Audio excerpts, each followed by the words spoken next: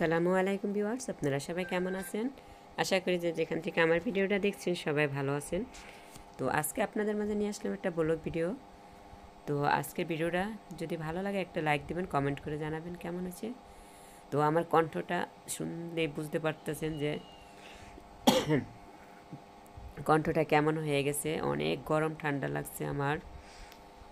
তো কয়েকদিন ধরে অনেক গরম লাগছে, এর জন্য কিন্তু আমি ভিডিওটা ছাড়তে পারতেছি না। আজকে কয়দিন হয়ে গেছে, 3-4 দিনের মতো ভিডিও ছাড়তেছি না। তো ভাবছিলাম একটু কণ্ঠটা ভালো হোক তারপর ছাড়বো। তো এখন দেখছি অনেক দিন হয়ে গেছে। তো অনেক দিন পরে আসলাম ছাদে। তো ছাদে এসে দেখলাম আমার পেঁপের চারাগুলো বড় হয়ে গেছে, কিন্তু বৃষ্টি হইতেছে না, লাগাইতে পারতেছি না। আর এদিকে হচ্ছে যে আমার বোম্বাই মরিচের একটা ডালা গাছের অনেক মরিচ হয়েছিল, তো ওইটাও ভেঙে গেছে, সাইডে পড়ে রয়েছে। তো প্রায় এক সপ্তাহ হবে আমি ছাদে ওঠা হয় না। তো কত সুন্দর মরিচগুলো হয়েছে দেখুন। আর এদিকে হচ্ছে যে আমরা কেউ বলে এটাকে আরমোজ, কেউ বলে জামরুল, তো যে যেই নামে ডাকুন না কেন। তো কত সুন্দর ফুল হয়েছে দেখুন।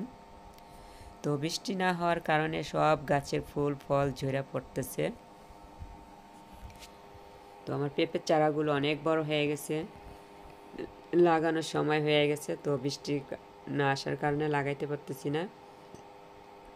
তো এই আরমুজ গাছের গোটাগুলো ঝরে ঝরে পড়ে যাচ্ছে বৃষ্টির কারণে, আর কি বৃষ্টি হইতেছে না এই জন্য।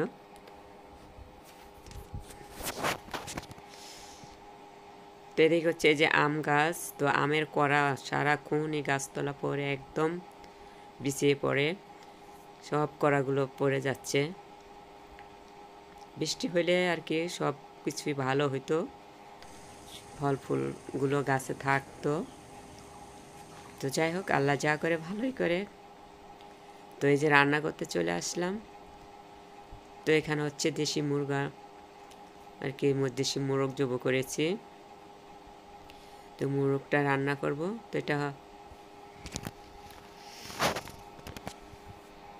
রান্না করার জন্য এখানে তেল দিয়ে দিয়েছি, পেঁয়াজ কুচি দিয়ে দিয়েছি, দিয়ে দিলাম আদা রসুনের পেস্ট।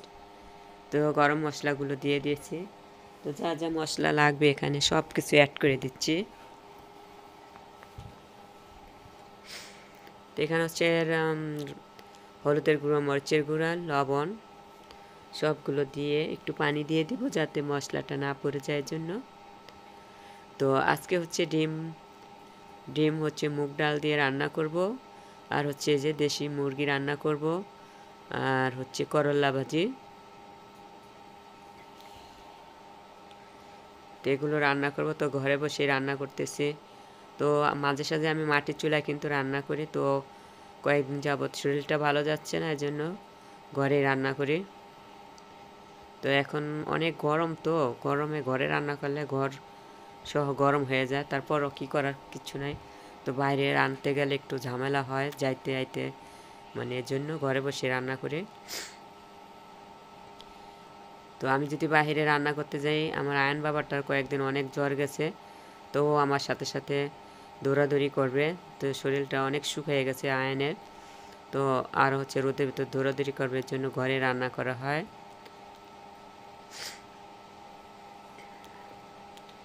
তো কথা বলতে বলতে যে মুরগিটা কষানো হয়ে গেছে, আর এদিকে হচ্ছে আলুটা দিয়ে দিচ্ছি।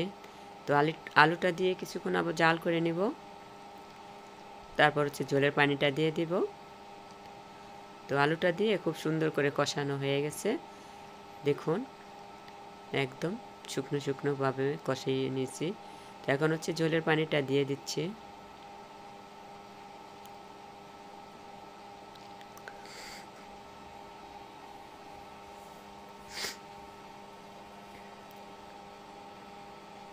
তো এটা হচ্ছে আমার পালের মুরগি।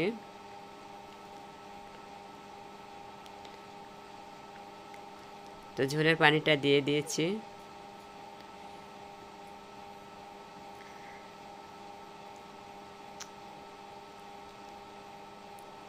তো দেখুন, এই যে মুরগিটাও কিন্তু রান্না করা প্রায় শেষ পর্যায়ে এসে গেছে।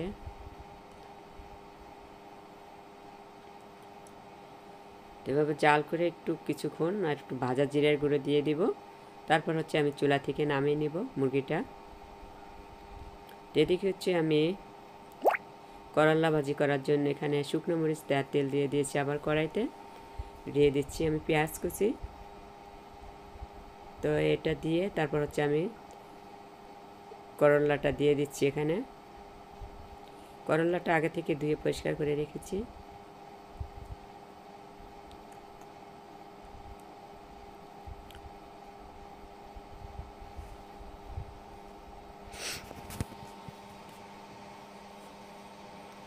একটু লবণ দিয়ে নেড়ে চেড়ে তারপর হচ্ছে ঢাকনা দিয়ে ঢেকে রাখবো। তো করলা ভাজি করার কিছু নিয়ম আছে, নিয়ম অনুযায়ী করলাটা ভাজি করলে করলা একদমই তিতো হবে না। তো অনেকেই করলা ভাজি করলে অনেক তিতো হয়, খেতে পারে না। তো আমার হাতের করলা ভাজি তিতো লাগে না।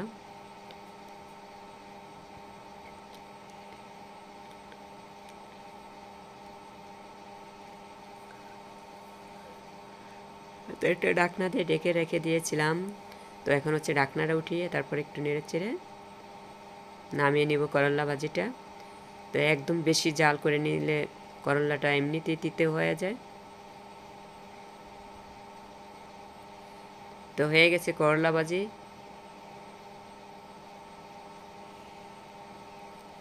এদিকে হচ্ছে যে ডিমটা হচ্ছে রান্না করব।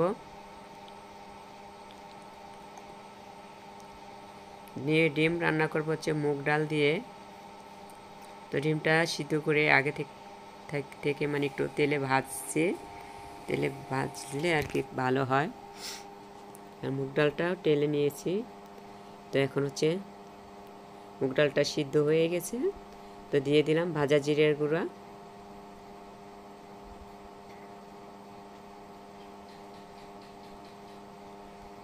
তো এগুলো দিয়ে হচ্ছে এই যে হয়ে গেছে আমার মুগ ডাল রান্না। তো এটাও নামিয়ে নিব এখন। আমাদের জন্য মজা লাগে, মিষ্টি লাগে, চলে আসুন খাওয়ার জন্য, আব্বু মিষ্টি আনলো আমার জন্য। তো দেখলেন তো মেঘলা কি বলল। তো এদিকে হচ্ছে ইফতারের আয়োজন করে নিচ্ছি। তো কয়েকদিন ভাজা পোড়া খেতে খেতে ভালো লাগে না। তো এখন আর কয়েকদিন ধরে আমার শরীর অসুস্থ, কোনো ভাজা পোড়ার আইটেম করতেছি না। তো দেখুন কি করেছি। তো আজকের মতো এখানে বিদায় নিচ্ছি। আল্লাহ হাফেজ।